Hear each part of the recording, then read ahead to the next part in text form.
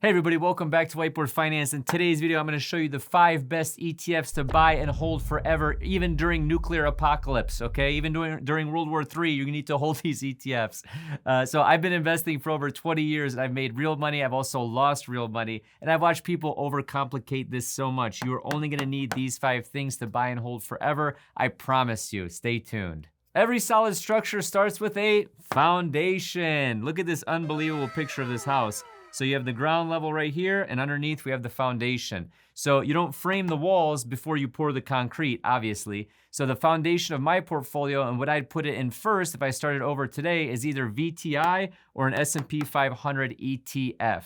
Okay, so let me explain the difference between these two. The S&P 500 tracks the 500 largest publicly traded companies in America. These are your Apples, Nvidias, Amazons, Microsofts, Metas. It's one fund that gives you instant exposure to all 500 companies at once. VTI, however, goes a step further. It tracks the entire US stock market, around 3,500 stocks at the time of this recording, or 3,500 companies, excuse me. So these include the same 500 from over here, but you get a little bit of mid-cap and small-cap companies that don't make the cut for the S&P 500. So historically, the returns between the two are very close. They're somewhere around 10% annualized over the long run. So if you go back when the index funds reached its modern 500 stocks, this was in the late 1950s or so. So over short periods, one is going to outperform the other, but over decades, they tend to converge. So again, if I'm building this foundation layer, typically in classic financial planning, your foundation should be some form of insurance, okay? But since this video isn't sponsored by Policy Genius today, we're gonna start with the foundation right here with VTI and some form of the S&P 500. Okay, number 2 is where most American investors drop the ball, okay? They build an entire portfolio of US companies and they call it diversified. Yes, you are in a way, but that's like saying you've tried every type of food, but you've only ever eaten at restaurants within a 3-mile radius of your house, okay? Hey, guess what? The rest of the world exists. God bless America and only America.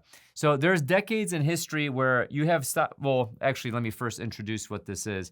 So I went with VT for number 2. Yes, you have VXUS, which is an international fund by Vanguard, and there's a million other ones as well. But for VT, the reason I went with this is because you have basically the entire world, okay? So you have about 9,000 companies at the time of this recording, and that split is close to about 60-40, maybe a little bit heavier weighted on the US side of things at the time of this recording. But basically, you're going to get literally the entire world stock market in one ETF. This is basically the only one you would ever need to buy ever if you're going for equities exposure, and at a very low cost. So that's coming in at 0.06%.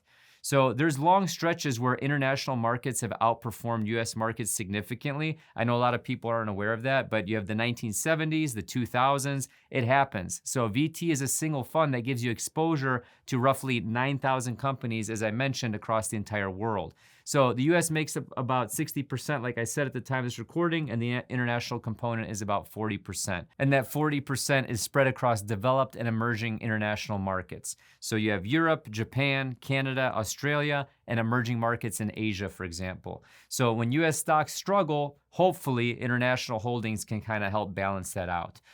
This hasn't performed as well as the S&P 500 lately, but again, if you go back in periods of time, there is a strategic element to owning international stocks.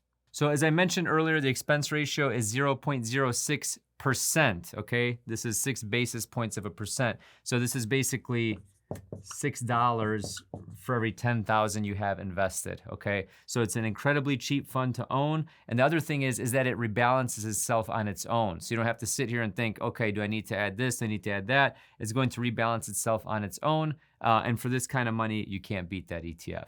Okay, number 3 is SCHD. Love it or hate it. I own a lot of this, actually. We're adding the income layer. So SCHD is a dividend-focused ETF from Schwab, and it's one of my personal favorites.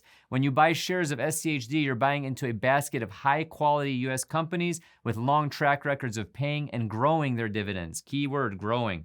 The current top holdings include Texas Instruments, Qualcomm, Coca-Cola, and Verizon. And I know these aren't exciting names, especially with the SpaceX IPO and all that at the time of this recording.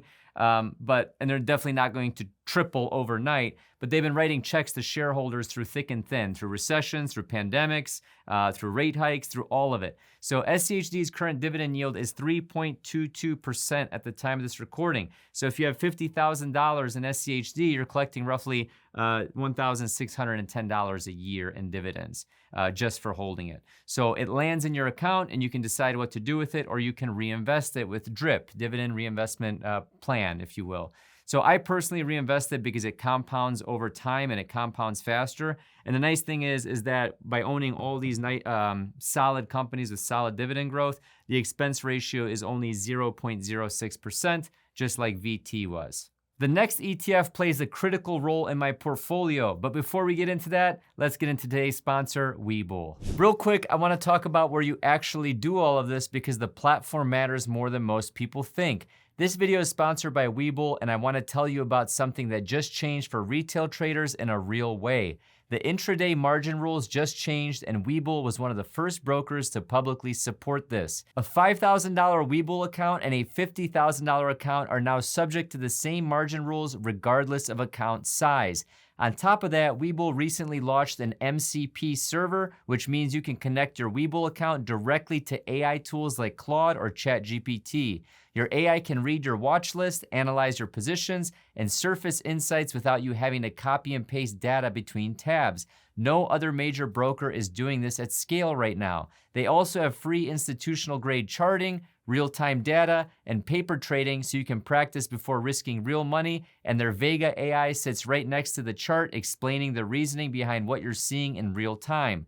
And if you want to subscribe to Webull Premium, you're looking at 3.35% APY annual percentage yield, and fees may apply on top of everything else. Check out the link in the description below if you want to learn more. Right now, Webull is running a promotion where eligible users can receive $20 worth of NVIDIA shares and 1 month premium after making an initial deposit of $500. Check out the link in the description below if you want to learn more. Okay, number 3 is SGov. Yes, this is an ETF and it is basically a cash equivalent or the cash component of this. This is supposed to be on the 3rd floor, but all reality, cash should be the foundation, okay? It's liquid and it's defensive. So most people, speaking of cash, they either have too much cash sitting in a checking account earning nothing that they're not even aware of, or they have no cash reserve at all and they panic sell their investments the second something goes wrong, okay? Life goes wrong. So SGov, they fixes the first problem. SGov is a treasury bill ETF from iShares. And what this does is it holds ultra short-term US government debt in the form of T-bills, specifically 0 to 3 month T-bills. Okay, so these maturities of 3 months or less means that it's about as close to risk-free as any investment gets while still paying you something meaningful. When I was getting my finance degree, T-bills are literally considered a risk-free rate, okay? So right now, SGov is yielding around 3.5%. This is on a 30-day basis. So the expense ratio is 0.09%. So your net yield after fees stays right around 3.5% at the time of this recording. So compare that to what your savings account at a big bank is probably paying you, which is nothing. And if you don't have a high yield savings account, check out this QR code right here. These are the highest paying ones that I know of right now. So, which for a lot of people is still under 1%. Your money should not be in a traditional checking account unless you absolutely have to have it in there. You're usually getting 0.01%. So you're leaving real money on the table by keeping your emergency fund or your short-term cash somewhere that isn't working for you, at least making this. So here's something that I want you to pay attention to though. So if you live in a state with state income tax, this is gonna be like a 1099-INT, so this is interest earned from US Treasury securities, so which is actually what SGov holds. It's generally exempt from state and local income taxes. It's still subject to federal tax, however. But if you're in a high income state tax like a California, New York, or New Jersey, that exemption is material, okay? It does make a difference. It makes the effective after-tax yield on SGov even better compared to a high-yield savings account or a money market fund that doesn't carry that exemption, because money market funds also have expense ratios. I personally use SGov as my cash equivalent. It's where I park my money that I don't want exposed to stock market volatility, but that I also don't want losing ground to inflation in a checking account, for example. So it's liquid, it's low risk, and it's actually paying you something while still kind of maintaining your purchasing power, your PP. So you're not gonna get the biggest PP from SGov, but at least your PP will stay the same size compared to CPI. Okay, ETF number 5 is ticker symbol SELF. Oh, just kidding. What? There is no ticker symbol SELF. Well, maybe there is, but we're talking about you, buddy. Let me draw like my daughter. Hold on, she's 3 and 5. I'm talking about you guys. This is the most important layer and often the most neglected. This is not a ticker symbol. This is literally investing in yourself. I know it's kind of cheesy. I know it's kind of clickbaity, but again, this is not a ticker symbol. It's you.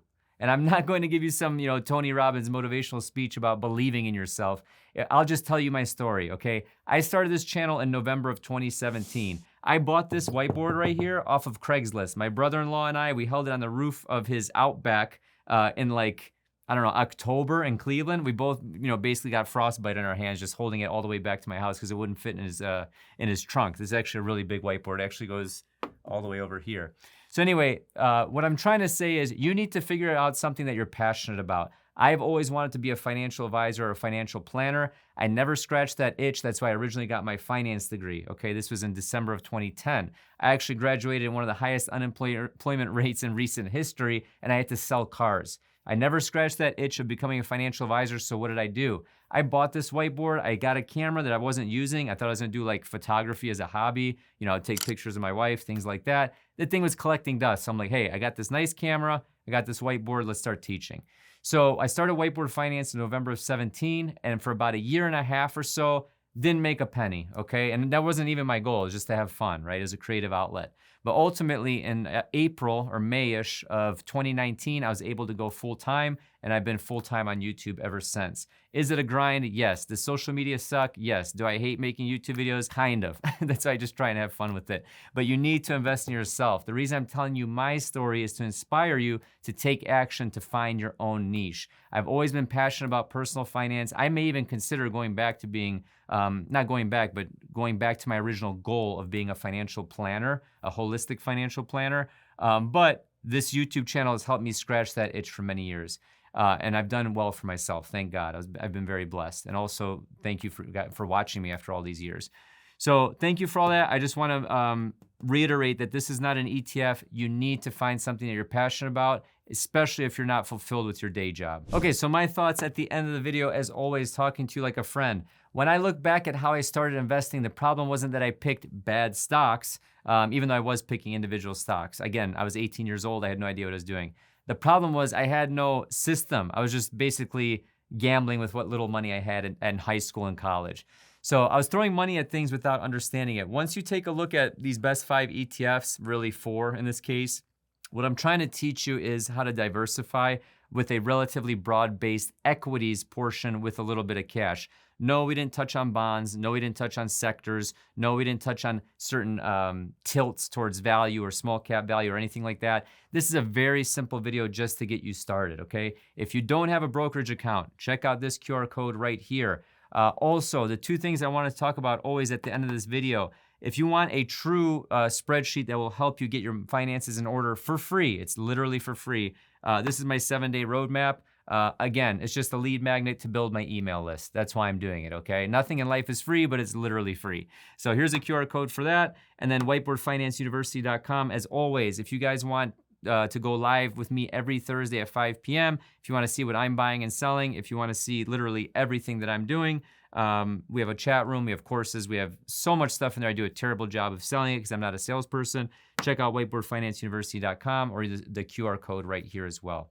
All right, guys, hopefully you got value from this video. A lot of people, they know about these 4 ETFs that we talked about, the cash, the VT, the S&P 500, and the dividend component, the income component of SCHD. But you have to realize that a lot of people are still new. So that's why I'm trying to make these videos to help the younger people that may or may not know what they're doing. Thank you so much. Please share the video with 12,000 friends.